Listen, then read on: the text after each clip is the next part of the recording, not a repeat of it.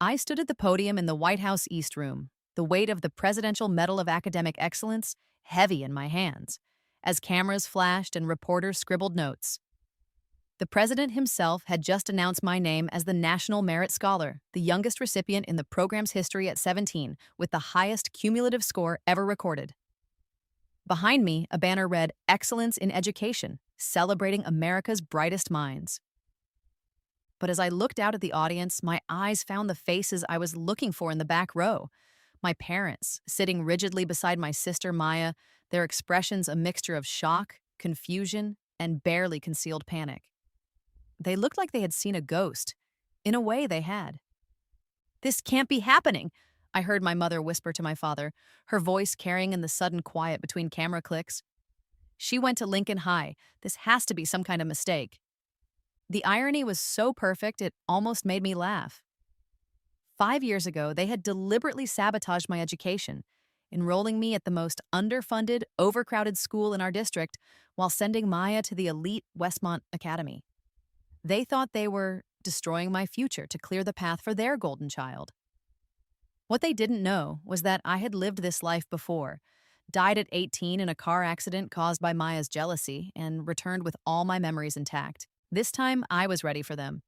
The journey to this moment had begun 13 years ago, when I first realized I was living my life for the second time. I was 5 years old, sitting in our old apartment, watching my parents fawn over 2-year-old Maya while treating me like an afterthought. In my previous life, I had assumed it was normal sibling dynamics. This time, I recognized it for what it was: the beginning of a deliberate campaign to make Maya the star while keeping me in the shadows. The memories of my first life were crystal clear. I had been the perfect daughter: valedictorian at Westmont Academy, early admission to Princeton, a promising future in medicine. But Maya had grown up in my shadow, constantly compared to my achievements, slowly festering with resentment. The night before my high school graduation, she had finally snapped. The car accident she caused was meant to injure me just enough to miss graduation to steal my moment of triumph. Instead, it killed me. But somehow, impossibly, I had been given a second chance. This time, I watched my family with new eyes. I saw the subtle ways my parents undermined my confidence while building up Maya's. When I brought home perfect test scores from elementary school, they would barely glance at them before turning to praise Maya for finger painting. When I won the school science fair 3 years running, they forgot to come to the award ceremonies, but never missed one of Maya's dance recitals. "Elena just tries so hard," I heard my mother tell her sister one day when I was 8. "It's almost desperate. Maya's success comes so naturally. She doesn't have to work for it like Elena does." The gaslighting was subtle but constant. They convinced everyone around us that I was the difficult child who needed extra attention and correction, while Maya was the easy one who deserved special treatment. They made me believe I had to earn love through perfect behavior, while Maya received unconditional adoration simply for existing. By the time I turned 13, their true plan became clear. Maya, now 10, and already showing signs of academic promise, was enrolled in expensive preparatory programs and tutoring sessions. Meanwhile, my parents sat me down for the talk. "Elena, we've been thinking about your high school options," my father said, his tone falsely gentle. "We think Lincoln High would be perfect for you." I stared at him in disbelief. Lincoln High was notorious, the most underfunded school in our district, with overcrowded classrooms, outdated textbooks, and a college acceptance rate of less than 15%. "But what about Westmont Academy?" I began. "Westmont is very expensive," my mother interrupted, "and we think Lincoln will build character. You'll learn what real life is like, not like those spoiled kids at private school." Maya, meanwhile, was already being prepped for Westmont. She had tutors for every subject, test preparation courses, and extracurricular activities carefully selected to build an impressive college application. The contrast was deliberate and cruel. "Besides," my father added, "Maya will need our support more. She's naturally gifted, but gifts need nurturing. You're more resilient. You'll do fine anywhere." I recognized the manipulation immediately. They were framing their sabotage as a compliment, making it sound like they believed in my strength, when really they were trying to destroy my opportunities. In my previous life, I had been too young and naive to understand what was happening. This time, I saw it clearly. That night, I made a decision that would change everything. Instead of fighting their plan or trying to convince them I deserved better, I would embrace it. I would go to Lincoln High and turn their weapon against me into my greatest advantage. But first, I needed to understand exactly what I was up against. Over the next 2 years, I quietly gathered intelligence. I researched Lincoln High extensively, learning about its resources, its teachers, its few success stories. I studied the college admissions process with the intensity of a military strategist, understanding that I would need to be 10 times better than my Westmont Academy peers to get the same opportunities. Most importantly, I began reaching out to a network of people my parents had tried to hide from me. My maternal grandfather had died when I was 7, but in my previous life, I had learned that he had left behind a substantial trust fund for his grandchildren. The trust had specific conditions. It would only activate when we turned 18, and it would go entirely to whichever grandchild demonstrated exceptional academic achievement and moral character. My parents had always assumed Maya and I would split it equally, but they had never read the fine print. Using the skills I had learned in my previous life, I tracked down the law firm that managed the trust. The lawyer, Mr. Harrison, was initially skeptical when a 13-year-old girl called asking about inheritance law, but I convinced him to meet with me by demonstrating an unusual understanding of legal terminology and citing specific clauses from the trust document. Your grandfather was very specific about his intentions, Mr. Harrison explained during our secret meeting at his downtown office. He was disappointed in your father's lack of ambition and wanted to ensure that at least one of his grandchildren would break the cycle of mediocrity. He showed me the full trust document, and I nearly gasped. The inheritance wasn't just substantial, it was life-changing. $2.3 million plus a property in Colorado, plus stocks and bonds that had been growing for over a decade. But the academic achievement requirement was stringent. The recipient would need to graduate as valedictorian with a GPA above 4.0 comma score in the 99th percentile on standardized tests and demonstrate significant community service and leadership. Has anyone ever qualified? I asked. Mr. Harrison shook his head. Your sister has strong grades, but from what I've seen of her record at Westmont Academy, she's more focused on social activities than academic excellence. And there are some concerns about her character references. I filed that information away for later. Maya's character issues would become important eventually. What about the community service requirement? I pressed. Your grandfather believed that true success meant lifting others up, not just achieving for oneself. He wanted his heir to demonstrate that they could use their advantages to help people who were less fortunate. Perfect. My parents thought they were sending me to Lincoln High as a punishment, but they were actually giving me access to exactly the community I needed to serve. When high school finally began, I was ready. Lincoln High was everything my parents had promised and worse. The building was falling apart with leaky ceilings, broken windows, and heating that worked sporadically. Our chemistry lab had equipment from the 1980s. Our computer lab had 12 functioning machines for 800 students. And our library had books that were older than some of our teachers. But I had learned something important from my previous life. Resources don't create success, people do. And Lincoln High was full of incredible people who had been overlooked and underestimated by society. My first ally was Mr. Chen, the school librarian. He was a former MIT graduate who had ended up at Lincoln High after a series of budget cuts eliminated his position at better schools. He stayed late every day trying to help students who had nowhere else to go for academic support. I've never seen a freshman with your study habits, he told me after I spent my third consecutive lunch period in the library, working through advanced mathematics problems I had found online. Most students your age are more interested in social media than scholarly research. I have goals, I told him simply. I want to take every AP exam Lincoln offers. He laughed, but not unkindly. We only offer 3 AP classes: English literature, calculus, and U.S. history, and the pass rates. Then I'll self-study the others, I said firmly. Can you help me order prep books? Something in my tone must have convinced him I was serious. The school can't afford to purchase them, but I might be able to help you find some resources. What were you thinking of studying? All of them, I said. Every AP exam offered by the College Board. Mr. Chen's eyebrows shot up. That's ambitious. There are 38 different AP exams. I have time, I said. He studied my face for a long moment, then slowly nodded. All right, let's see what we can do. That was the beginning of my transformation of Lincoln High. Mr. Chen became my first co-conspirator. He helped me access online resources, stayed late to give me computer time, and even used his personal Amazon account to order prep books that he claimed were library materials. Together, we created an after-school study program that quickly grew from just me to a dozen students, then 20, then 50. My second ally was Miss Rodriguez, the school's single guidance counselor. She was overwhelmed trying to serve 800 students with virtually no resources, but she had an incredible knowledge of college admissions and financial aid that most students never tapped into. You want to apply to how many colleges? She asked when I presented her with my preliminary list during sophomore year. 35, I said calmly. I need backups.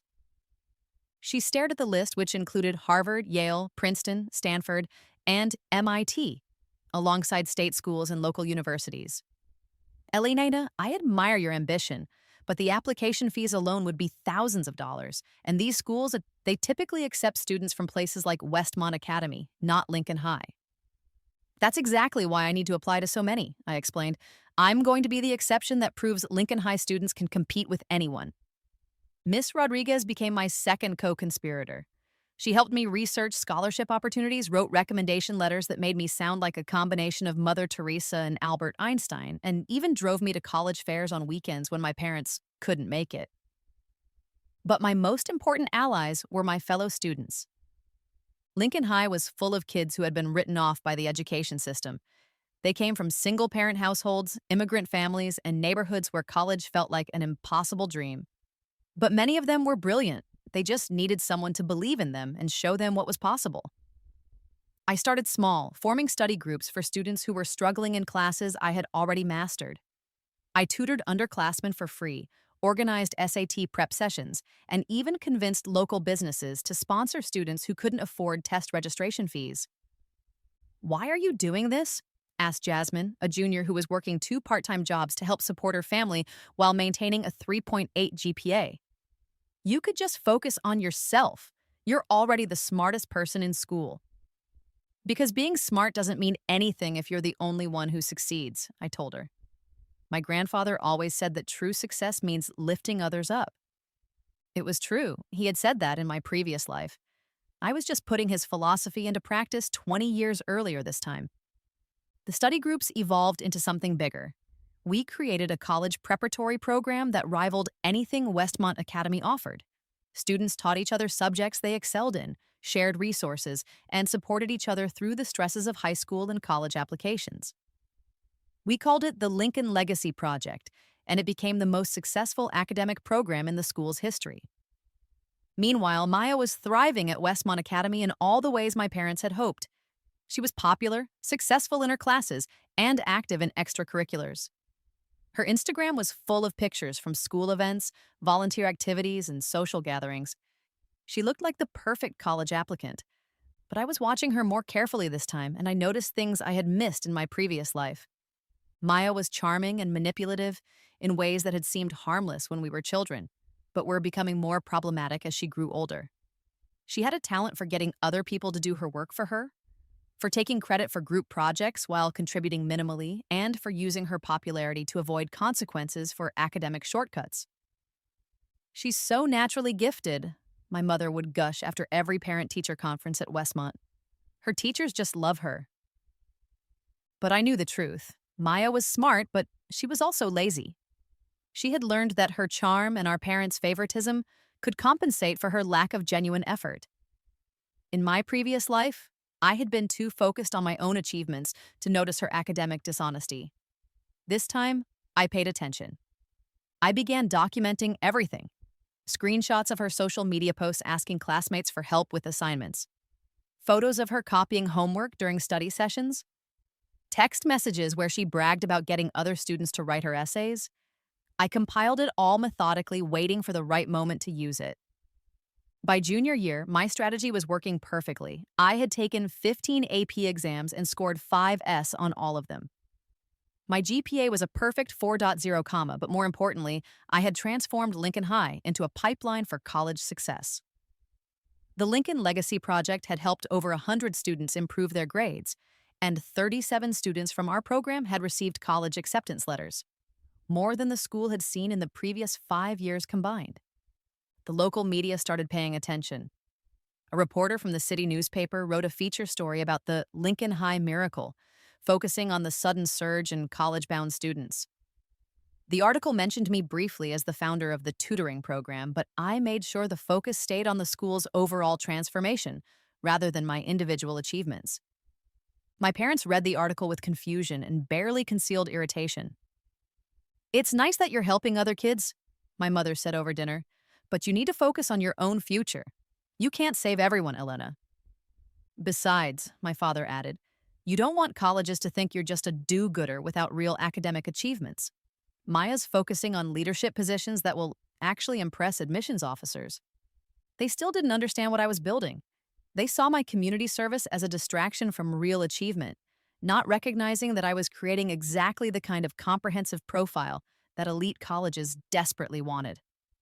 While Maya collected shallow leadership titles at Westmont, I was demonstrating genuine impact and transformation in my community. Senior year arrived like a storm, and I was ready for battle. College application season at Lincoln High was traditionally a depressing affair. Most students applied to community colleges or local state schools, if they applied anywhere at all.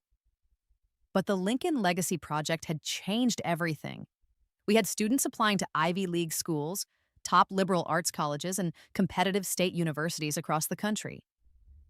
I coordinated the entire process like a military campaign. We held group workshops for essay writing, organized carpools to campus visits, and created a support network for students dealing with the stress of applications and financial aid forms. Miss Rodriguez and I worked 18-hour days, helping students navigate the complex world of college admissions. Meanwhile, I submitted my own applications to 28 universities, including every Ivy League school and the most competitive programs in the country. My essays were masterpieces of storytelling describing how I had transformed a struggling school into a beacon of hope, how I had overcome family obstacles and resource limitations to achieve academic excellence, and how I plan to use my education to continue lifting up underserved communities, but the real masterpiece was still coming. In November, I received an early admission letter from Harvard University with a full scholarship. The acceptance rate that year was 3.2%, and I was one of only 12 students nationwide to receive their most prestigious merit scholarship package. The letter came with a personal note from the admissions dean, praising my exceptional combination of academic excellence and community leadership. I didn't tell my parents immediately. Instead, I used the Harvard acceptance as leverage to contact Mr. Harrison about the trust fund.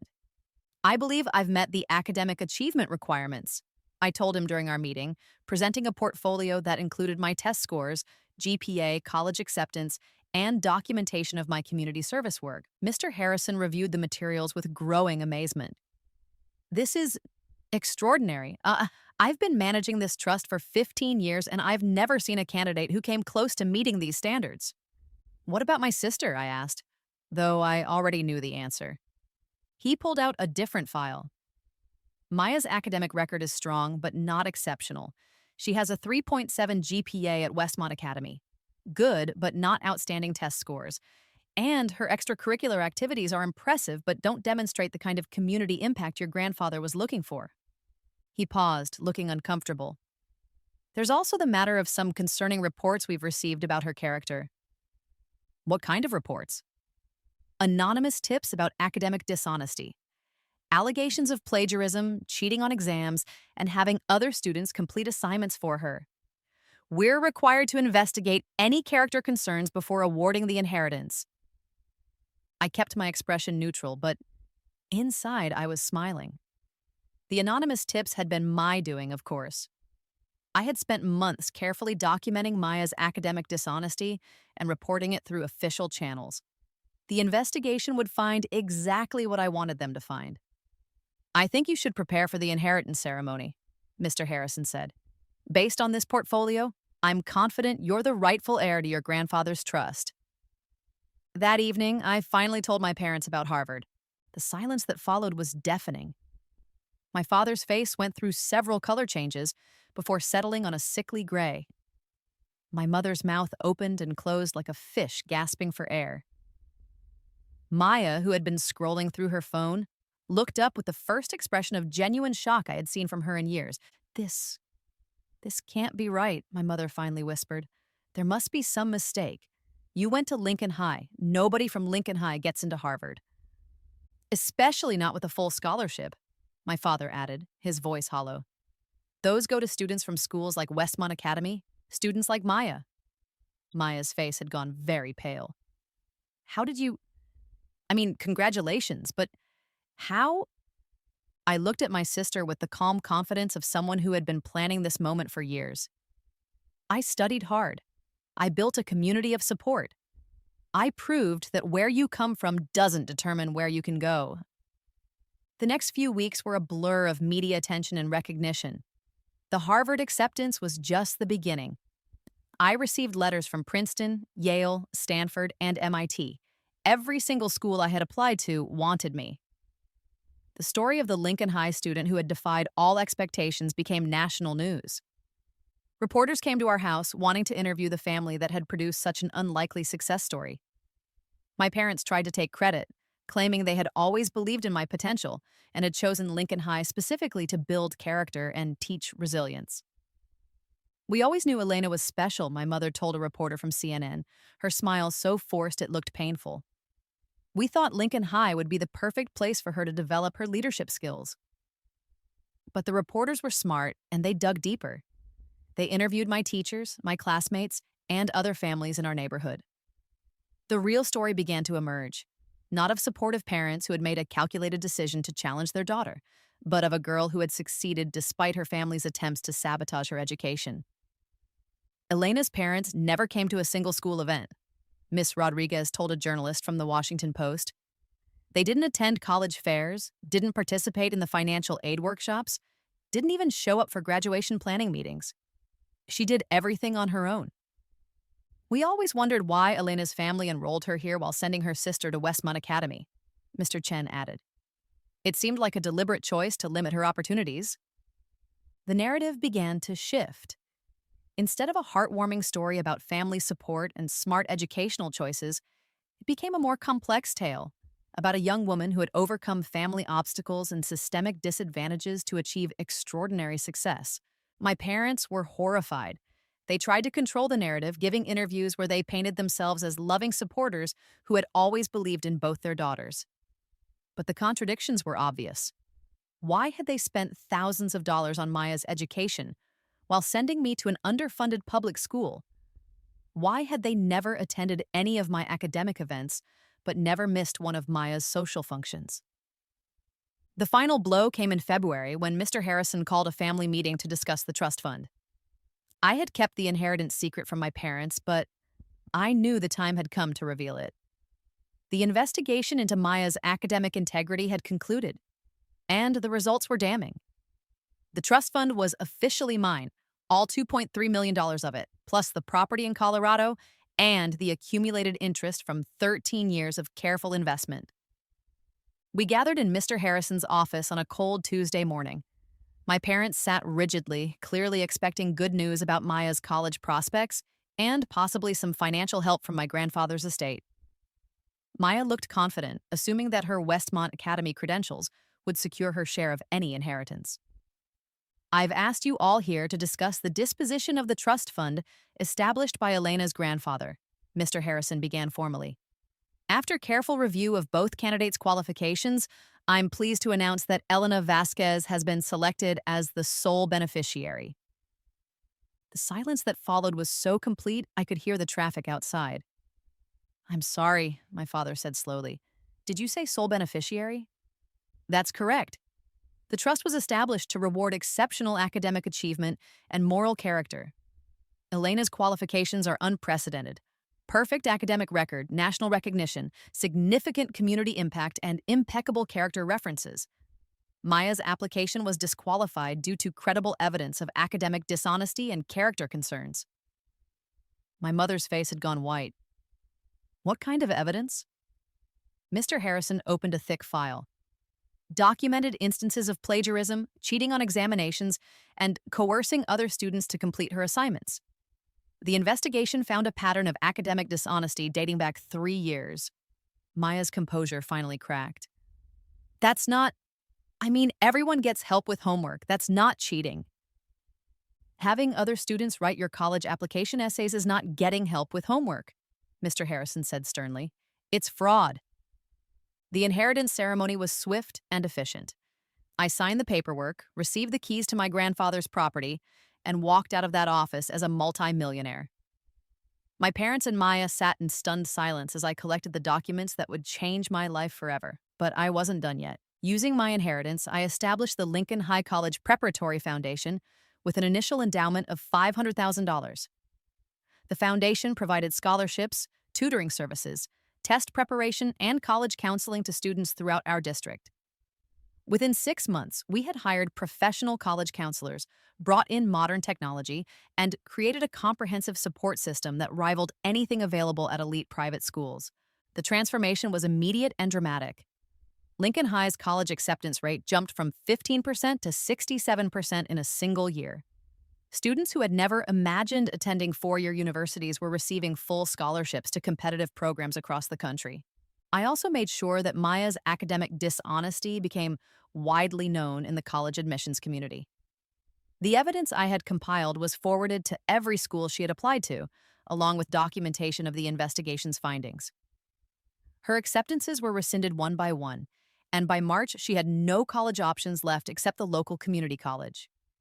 The media attention continued throughout the spring. I was invited to speak at education conferences, featured in magazines, and asked to testify before congressional committees about educational equity and opportunity. The story of Lincoln High's transformation became a national symbol of what was possible when students were given proper support and resources. Meanwhile, my parents struggled to cope with the complete reversal of their expectations. They had spent years building their identities around Maya's success and my predicted failure. Now Maya was working at the local mall trying to save money for community college, while I was being celebrated as one of the most promising young leaders in the country. They tried to reconcile with me, of course. They sent emails full of apologies and explanations, claiming they had only wanted what was best for both their daughters, insisting that they had always believed in my potential even if they hadn't shown it well. "We made mistakes," my mother wrote in a long, rambling letter. "But we love you, and we're proud of what you've accomplished. Can't we be a family again?" But I had learned something crucial in my 2 lifetimes. Love that comes with conditions isn't really love at all. They had only reached out after my success became undeniable and financially beneficial. They had shown me who they really were when they thought I had nothing to offer them. Instead of responding to their overtures, I focused on building my new life and supporting the community that had embraced me when my family wouldn't. Graduation day at Lincoln High was unlike anything the school had ever experienced. We had media coverage, college representatives, and dignitaries in attendance. I was valedictorian, of course, with a perfect 4.0 GPA and the highest SAT scores in the school's history. But more importantly, our graduating class was sending 83 students to four-year universities, a Lincoln High record. My speech that day wasn't about individual achievement or overcoming obstacles. It was about the power of community, the importance of lifting others up, and the responsibility that comes with privilege and opportunity. Success isn't about proving you're better than other people, I told the audience. It's about proving that everyone deserves the chance to reach their potential, regardless of where they start or what others expect from them. My parents attended the ceremony, sitting in the back row with expressions of confusion and regret. Maya was conspicuously absent. She was working a double shift at the mall and couldn't get time off. After the ceremony, dozens of my classmates and their families surrounded me with hugs, congratulations, and promises to stay in touch. These were my real family, the people who had supported me, challenged me, and celebrated my success without reservation or hidden agendas. The summer before Harvard was a whirlwind of preparation and transition. I used part of my inheritance to purchase a small apartment near campus, ensuring I would have a stable living situation and a place to host other Lincoln High students when they visited for college tours. I also established a mentorship program connecting Lincoln High graduates with current students, creating a pipeline of support that would continue long after I left. My parents made one final attempt at reconciliation before I left for college. They came to my apartment, the first time they had visited any place I lived since I'd moved out. With a grocery bag full of childhood photos and mementos they thought I might want to take to Harvard. "We know we made mistakes," my father said, his voice heavy with regret. "We let our fears and insecurities guide our decisions instead of our love for you. We're sorry." I looked at these people who had shaped my childhood, who had tried to destroy my future, who had only learned to value me after I became too successful to ignore. I felt nothing. Not anger, not sadness, not forgiveness. Just a cool, detached recognition of who they were and who they had always been. "I appreciate the apology," I said calmly, "but apologies don't change the past, and I'm not interested in pretending that our relationship was something other than what it was." "But we're family," my mother said, tears starting to form in her eyes. "Doesn't that mean anything?" "Family is supposed to mean unconditional love and support," I replied. "What we had was conditional acceptance based on my usefulness to your preferred narrative. I've found my real family now." They left the photos and mementos anyway, probably hoping I would have a sentimental change of heart once I got to college. I donated them to charity the next day. Harvard was everything I had dreamed it would be in my previous life, but this time I was experiencing it with a completely different perspective. I wasn't a desperate people pleaser trying to earn approval from professors and peers. I was a confident young woman who had already proven her worth by transforming an entire school and community. My freshman year was marked by continued recognition and opportunity. I was selected for the university's most competitive research programs, invited to join exclusive academic societies, and recruited by professors who wanted to collaborate on projects related to educational equity and community development. But the greatest satisfaction came from the regular updates I received from Lincoln High. The students I had mentored were thriving in their own college programs. The foundation I had established was continuing to expand its reach and impact. The school that my parents had chosen as my punishment had become a beacon of hope for students throughout the district. Maya, meanwhile, was struggling through her first year at community college while working multiple part-time jobs. Her social media presence, once filled with glamorous photos from Westmont Academy events, now featured inspirational quotes about finding your own path and learning from mistakes. She had applied for readmission to several four-year universities, but her academic dishonesty record followed her everywhere. My parents had moved to a smaller apartment after my father's business failed, a failure that would have been cushioned by the trust fund money they had always assumed would eventually be theirs. They both worked retail jobs now, counting the cost of their decision to sabotage one daughter in favor of another. By my sophomore year at Harvard, I had been featured on the cover of Time magazine as one of America's most influential young leaders. The article detailed my transformation of Lincoln High and my vision for educational equity across the country. College students and high school seniors wrote to me regularly, asking for advice about overcoming family obstacles and educational disadvantages. I had also started dating someone, a fellow Harvard student named Marcus, who came from a background similar to mine and shared my passion for social justice and community development. He understood what it meant to succeed despite your family rather than because of them, and he didn't see my estrangement from my parents as something that needed to be fixed. "You don't owe them anything," he said one evening as we walked along the Charles River, discussing the latest guilt trip email my mother had sent. "Family members who try to destroy your future don't get to claim credit when you succeed anyway." It was the first time anyone had ever told me that my decision to cut contact with my parents was not only understandable but healthy. In my previous life, I had been surrounded by people who believed that family loyalty was unconditional, that forgiveness was always the right choice, that blood relationships mattered more than behavior. Now I understood that sometimes the most loving thing you can do for yourself is to walk away from people who will never be capable of loving you the way you deserve. Junior year brought news that my story was being adapted into a documentary film about educational inequality and the power of community organizing. The filmmakers wanted to interview my parents and Maya as part of the project, but I asked them to focus instead on the students, teachers, and community members who had been part of the Lincoln High transformation. Your family's perspective would add important context, the director argued. Understanding why your parents made the choices they did could help viewers learn from their mistakes.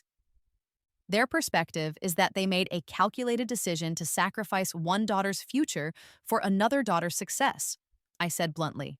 They're not repentant or reformed. They're just disappointed that their strategy didn't work. That's not a story worth telling.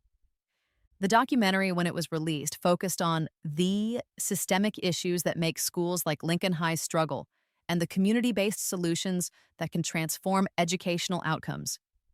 It won several awards and sparked a national conversation about equity in education, leading to policy changes in districts across the country. Maya reached out to me directly for the first time in 3 years after the documentary was released. She sent a long email acknowledging the pain she had caused, admitting to the academic dishonesty, and asking if we could meet to talk. "I know I don't deserve your forgiveness," she wrote, "but I want you to know that I understand now what I did wrong. Not just the cheating, but the way I treated you our whole lives. I was jealous and cruel, and I convinced myself that you deserved it because things came so easily to you. I realize now that nothing came easily to you. You just worked harder than anyone I knew, and instead of being inspired by that, I resented it." I read the email several times, looking for signs of manipulation or hidden agendas, but it seemed genuine. The first honest communication I had received from any member of my family since childhood. I agreed to meet her at a coffee shop near Harvard during spring break. Maya looked different than I remembered. Thinner, more tired, but also more genuine. The artificial confidence and charm that had defined her personality at Westmont Academy was gone, replaced by something that seemed more real. "I've been in therapy," she said without preamble, "trying to understand why I made the choices I did, why I hurt you so badly, why I never questioned Mom and Dad's favoritism." We talked for 2 hours. She told me about the pressure she had felt to be perfect, the way our parents had made her believe that her worth was tied to being better than me, the guilt she carried about the car accident in our previous life, and though she had no conscious memory of it. "I know you probably can't forgive me," she said as we prepared to leave, "but I want you to know that I'm trying to be a better person. I'm finishing my degree honestly this time. I'm volunteering with literacy programs for kids, and I'm trying to make amends for the damage I caused." I looked at my sister, really looked at her, and saw something I had never seen before: genuine remorse and a sincere desire to change. It didn't excuse what she had done, but it suggested that she was capable of growth in ways our parents weren't. "I can't give you forgiveness," I told her honestly. "That's not something I'm ready for, and it might not be something I'm ever ready for. But I can give you space to become the person you're trying to be, and I won't stand in your way."